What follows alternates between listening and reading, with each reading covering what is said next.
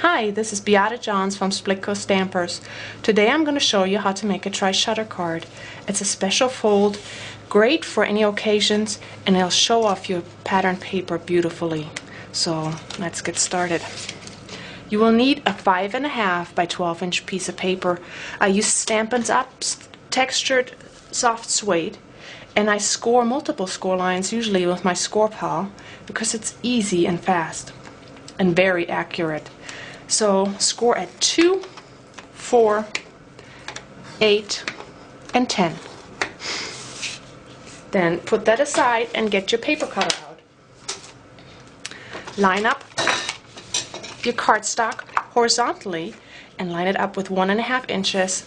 Score from your first score line, cut from your first score line at 10 inches down to your first score line at 2 inches. Move it over to the 4-inch mark and do the same cut again from 2 inches to 10 inches. This is your card base. Now we're going to pre-fold the score lines. First in Mountain Valley fold, first one up, second one down, third one up, fourth one down. Now we take the middle score lines and push them in the opposite direction. Down and up. There we go. This will be your card base. Now I'm going to decorate. I leave it like this so I can decorate the front at first. I already pre-cut all my pieces, otherwise we'll be here for a long time. Wait one sec. There we go. Sorry, I had it the wrong way. I cut my cardstock 1/4 inch smaller than each section, and then cut the designer paper 3/16 inch of a smaller than the cardstock. I didn't make it 1/4 inch because I wanted to show off the pattern paper more than the cardstock. I'm gonna just start taping this down. I also added paper piercing. I like to add that to most of my cards. It's just another extra border without having to add an extra layer of cardstock. There we go. And then for the two big pieces, this pattern paper is from Stampin' Up! It's a new pattern pack. It's called Thoroughly Modern, and it's my favorite pack right now. I like the muted color.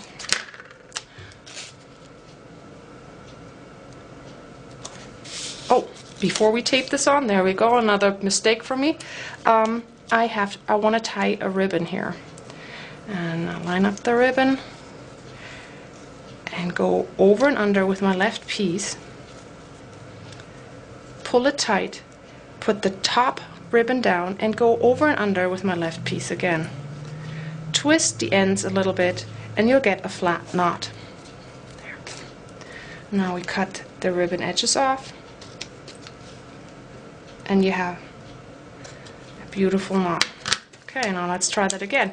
Now when I tape in cardstock pieces directly on another cardstock piece with ribbon on it, I actually use score tape. It sticks really good and makes sure this layer won't come off. 1 second, sorry about that.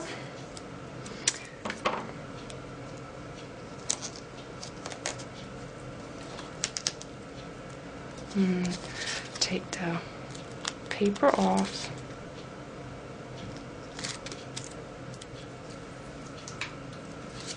And stick it on. Now everything I have, my card front is done.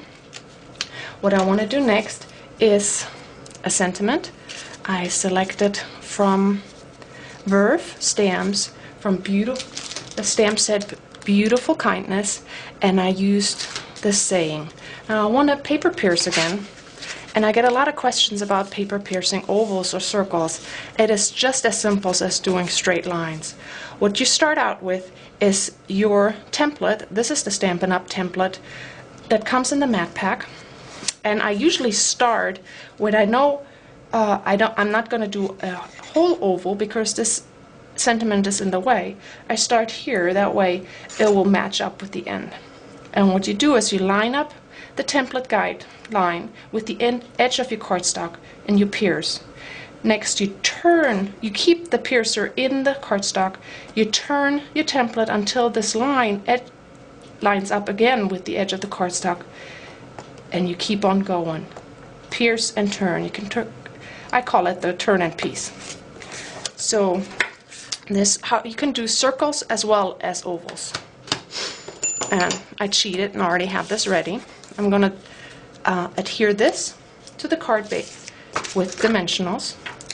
And I have to be careful that I don't put the dimensionals on one of the back pieces. That would close my card up.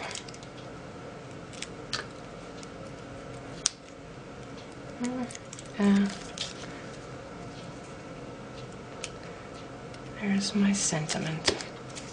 Now I want to add a flower down here. It's from Stampin' Up! From the Pretties kit. And I want to create a nice centerpiece. Now this is a 1-inch cardstock circle, and it looks a little bit boring. So I'm going to stamp in here. To tie it in with the stamp set, I'm using the butterfly, the small butterfly from the Verve set, Beautiful Kindness. Ink it up with chocolate chip and stamp it straight over. Whoops. Now I already have some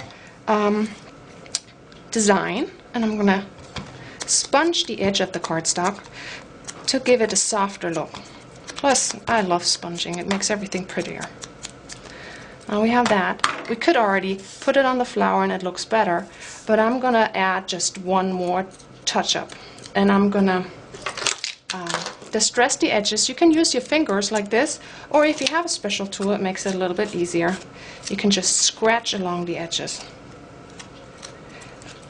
to give it an aged look. What I will do now is add a little bit of crystal effect to give it a shiny gloss. So I just fill the entire piece of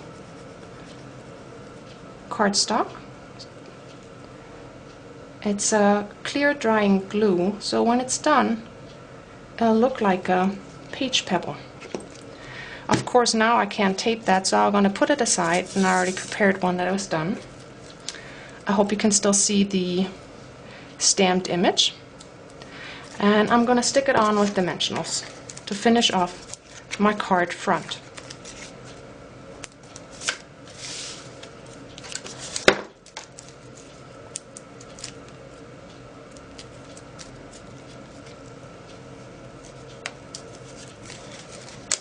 And move it down a little bit so we can see kindness still.